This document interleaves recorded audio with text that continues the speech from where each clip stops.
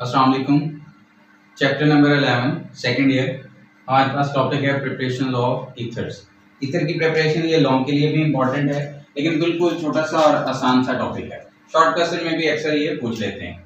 Ether की तैयारी याद रखें, ईथर को हम मोस्टली हम इसे अल्कोहल से जो है वो तैयार करते हैं, डायरेक्टली अल्कोहल से या इनडायरेक्टली हम इसमें अल्कोहल से ही इसे हासिल करते हैं।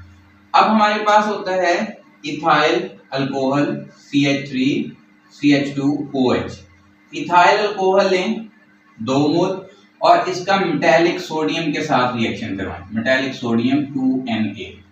अब याद रखें सोडियम जो है वो आपको पता है अल्कली मेटल का सेकंड जो है वो एलिमेंट है। पहला लिथियम होता है, दूसरा सोडियम। ये बहुत ज्यादा जो है इलेक्ट्रॉन देने का इसका रुझान होता है। और यहाँ पर जो इथाइल अल्कोहल का हाइड्रोजन है आपको पता है इसके ऊपर पार्शियल पॉजिटिव है। इसका मतलब इसके इलेक्ट्रॉन किसने खींचे हुए हैं? ऑक्सीजन ने, क्योंकि इसके ऊपर पार्शियल नेगेटिव है।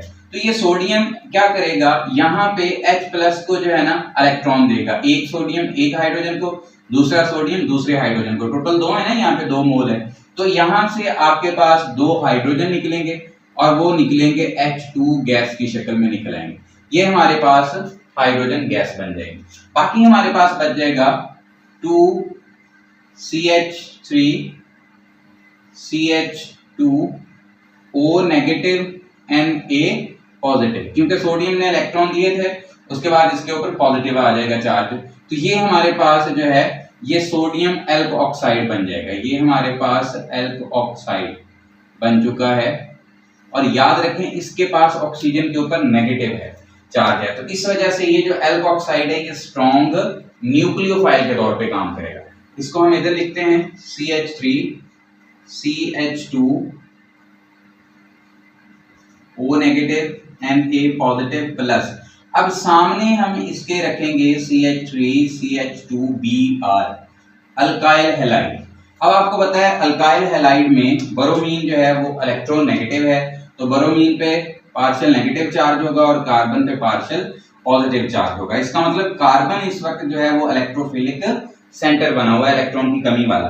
तो ये वाला जो ऑक्सीजन है ना ये अटैक करेगा इस कार्बन पे, यहां से ये बॉन्ड आगे शिफ्ट हो जाएगा।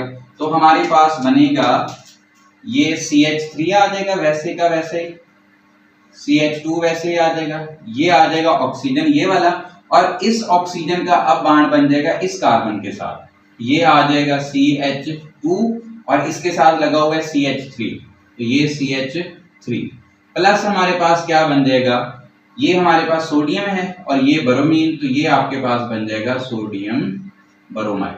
अब ये डाई इथाइल ईथर बन चुका है, ये जो हमारे पास बन चुका है ये डाई इथाइल ईथर बन चुका है और यही हम तैयार करना चाह रहे थे।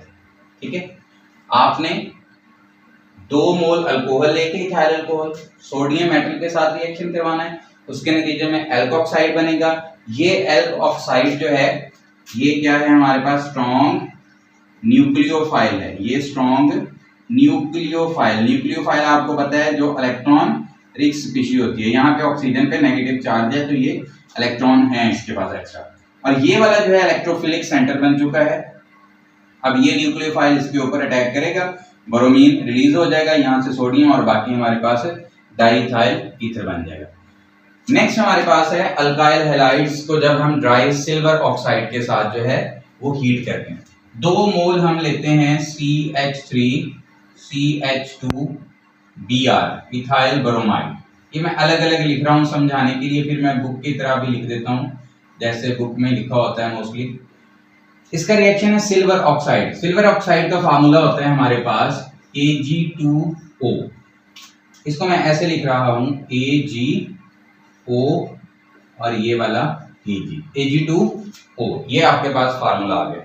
अब सिंपलेस्ट तरीका क्या है, इसको यहां से ब्रोमीन और यहां से सिल्वर, ये AgBr और ये वाला भी आपके पास क्या बन जाएगा AgBr।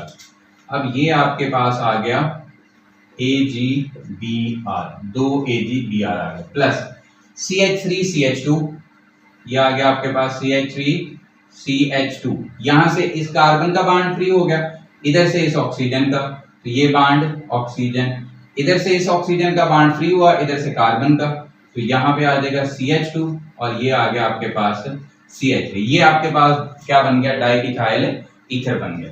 इसको आप अपने बुक के लिहाज से लिखना चाहें तो ऐसे लिख सकते हैं CH3 CH2 Br plus Ag2O और इसके नतीजे में CH3 CH2O CH2 CH3 plus 2 AgBr। आप ऐसे लिखना चाहें, ऐसे लिखना चाहें, आपकी मर्जी है।